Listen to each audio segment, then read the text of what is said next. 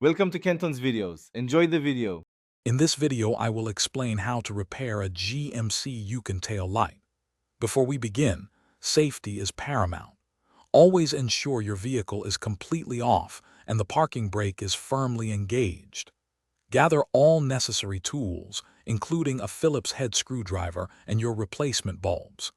Having everything ready will make the process smooth and efficient, saving you time and effort during the repair.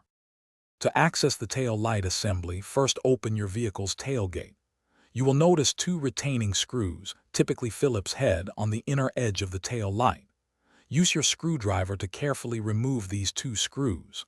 Once the screws are out, gently pull the entire tail light assembly straight back, away from the vehicle body. It should detach with a slight, firm pull, revealing the bulb sockets. With the tail light assembly removed, you will see several bulb sockets. Each socket typically corresponds to a different light function, such as brake, turn signal, or reverse.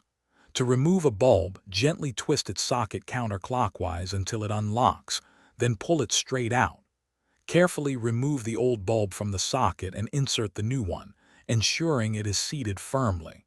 Repeat for any other bulbs needing replacement. Once all new bulbs are in place, it is time to reassemble. Carefully align the tail light assembly with its mounting points on the vehicle body and push it firmly into place until it sits flush. Reinstall the two retaining screws you removed earlier, tightening them securely but without over-tightening. Finally, and most importantly, test all tail light functions, brake lights, turn signals, and reverse lights to ensure everything works perfectly before you drive. Thanks for watching. Consider subscribing if we helped you.